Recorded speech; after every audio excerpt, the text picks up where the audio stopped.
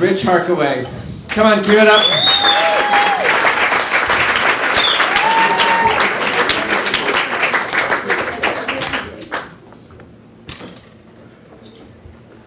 Unlike other fat people, I never ever lie about my weight. I lie about my height. You see, I'm just under 300 pounds. That's perfectly normal, but I don't know if you can tell I'm 8'6". So how did this happen to me? What happened? I'm a night eater. Is anybody a night eater? Yeah. Anybody? I wake up in the middle of the night and I want like an apple or some crackers with peanut butter or a meatloaf. And then all hell breaks loose. And I set up a carbohydrate buffet on an ironing board in my bedroom that looks like Thanksgiving.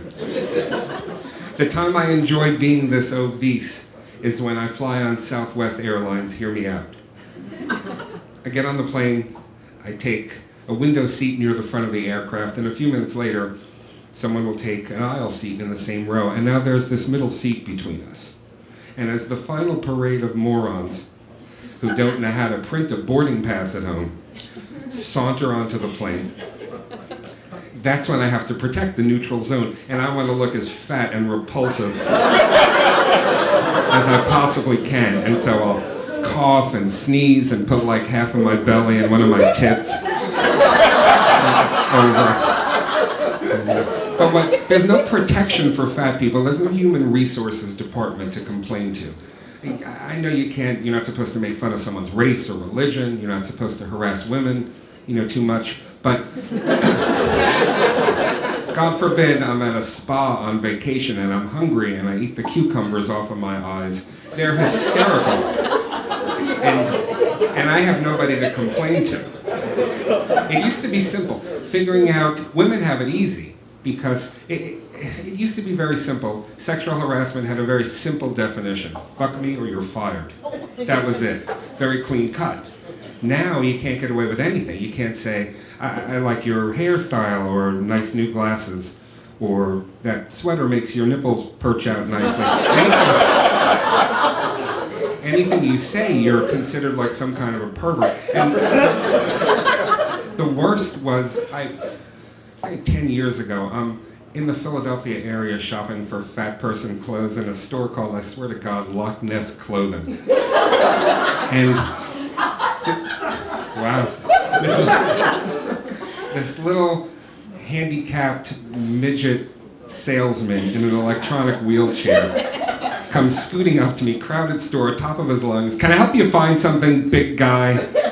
Big guy. In what universe is it okay to say that? No, I'll find it myself, Mr. Little Polio Man. How do you like that? And that was during the dark times, my first marriage. And she would give me the look. You know what the look is. The look is, I'm disappointed in you. Don't make fun of the guy with polio. Don't leave the toilet seat up. Don't call my mother a whore. Something to let me know she was upset. My first wife and I had an open marriage. I did not know it was an open marriage until we were in counseling. And I found out that apparently I was involved in an open marriage. We saved up enough money to have the basement redone, a movie theater, a game room, a wine cellar. At the end of 11 months of construction, she leaves with the construction worker, moves 22 houses up the same street, and marries him in 6 weeks. I kept the basement in excellent trade. If you don't believe my story, go on her website, ifuckthehelp.com, and you can see it all there. The hard part about having an ex-spouse 22 houses up the street is that she still wants to treat me like a spouse, and I see her all the time because we have kids. And she'll say, you'd look a little bit better with your haircut. And I'm thinking, that is so funny, because to me, one man's opinion, you'd look better with your throat cut. So Cruella moves out in 2003. And, I'm dating for the first time in a long time, except I'm a urologist now, for real. And it's the first time I'm dating with a good job, so the best restaurants and the best shows and the best seats at the best sporting events. I know Money can't buy you love, but it can buy sex and companionship. And when you think about it, don't they just add up to the same thing? So, the hard part for me wasn't getting, I'm not shy, obviously. The hard part was, when is the right time? I hadn't been intimate with anybody. When do you hold someone's hand or kiss them or ask them to spend the night? I lived my life with this old adage, anything is fine as long as there are two consenting adults. What you have to realize is that the two consenting adults actually have to be you and the girl. Can't be like you and your buddy. Like, hey Brian, I'm thinking of fucking the waitress. What's your opinion on that? That doesn't hold. And someone's got to be there to teach this to my kids. We have 2 kids. I have 2 sons. I wanted an older boy and a younger girl so they could sleep with each other's friends because Dad thinks of everything. Well, we have 2 boys. And I remember to the day one of the very saddest things, telling them that we were separating. We brought them into our family room, now my family room, and we spoke to a psychologist first and we told them all the right things. This is not your fault, you know, we love you, we will always be your parents, we'll parent you together, we will sit together at your weddings. But you see how much we fight, and you're going to be half the time there and half the time here, and they're crying. And then she left to go do something with Bob the Builder. And I took him out for ice cream, and I said, listen, apparently Mommy doesn't love us anymore. So miraculously, I'm very close with the kids. It's hard, the younger guy, it's hard for me to punish them. I set down a recent record-breaking 6-week grounding of my younger son. 4 weeks for smoking pot in a hotel room at school as a high school freshman. And the additional 2 weeks, you know, it was my pot. And he's funny. He has a girlfriend, and I'm sitting in the bathroom, and I hear him yelling, in, Dad, how do I increase my sperm count? Now I'm a urologist. I come running out, my pants are down. Like, what? Are you trying to make somebody pregnant that I don't know? I go, no, the sperm count. He's talking about how much comes out. So I said, dude, I'm a urologist. How many times have you heard me lecture? You're a virgin. You don't take any of these medicines. You're not diabetic. You haven't had trauma. One option, you can stop masturbating 3 times a day. And he looks at me and says, what are some of the other options? The other guy is a sophomore at University of Miami. That campus looks like a Bud Light commercial. In the center of the quad is a 400 by 200 foot swimming pool. I went to Johns Hopkins. In the center of my quad was usually 3 or 4 lesbians picketing something like skirts or makeup or my existence because of my comedy routines. Very different. But he thinks that I'm greedy and not generous because his real mom works for the Red Cross, and you know, I don't. So I told him, listen, I give a lot away. There's a sign on the Walt Whitman Bridge that I cross every day to go to work that says text 20222 to give $25 to whatever charity is going on. It was the hurricane and then the mudslide and then Ebola. And I must have texted that 50 times in a year and a half. Never from my own phone. But people will leave phones laying around. And you know, those charities need money, so I pick up their phone, and that's the least I could do.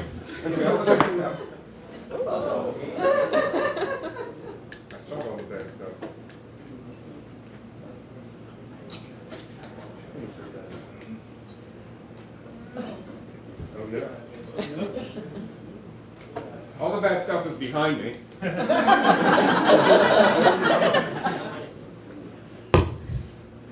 All the bad stuff is behind me. I'm now newly married. 3-4 years now to another urologist. There's not that many husband-wife urology teams in the country, and that means that she sees a lot of dick. As did my first wife, different reason. She is amazing. She tries to do everything she can for me. She feels guilty that she gets migraines, so guilty she might as well be like Asian. She will say to me, you know, what can I do for you? I ruined your weekend. I ruined the plans because of my migraines. And I'll always say, we're here to, that's what marriage is. You take care of me when I'm sick, I take care of you when you're sick, even though you're sick like all the fucking time. So one time I figured I would see how I could push it. She said, I ruined all the whole weekend. What can I do? I said, I could use a blowjob, frankly. And she said, that's fine, but I'm tired, and it's going to be like a B- blowjob. And I let her in on the little secret that we have, don't we? That there are no B- blowjobs.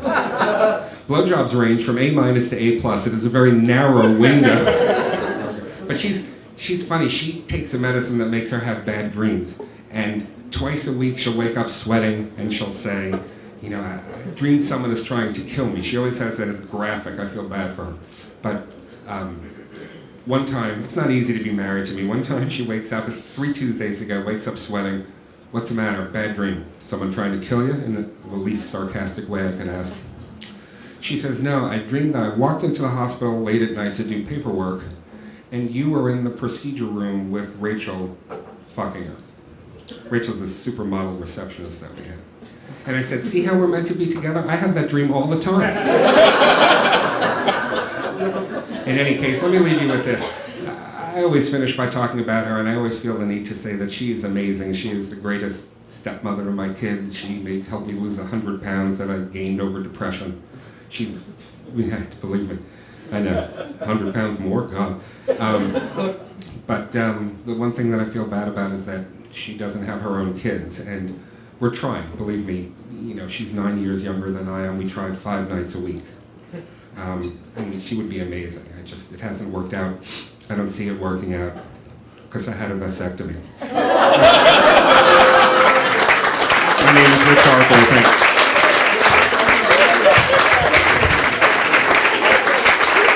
Keep it going, very funny. So funny.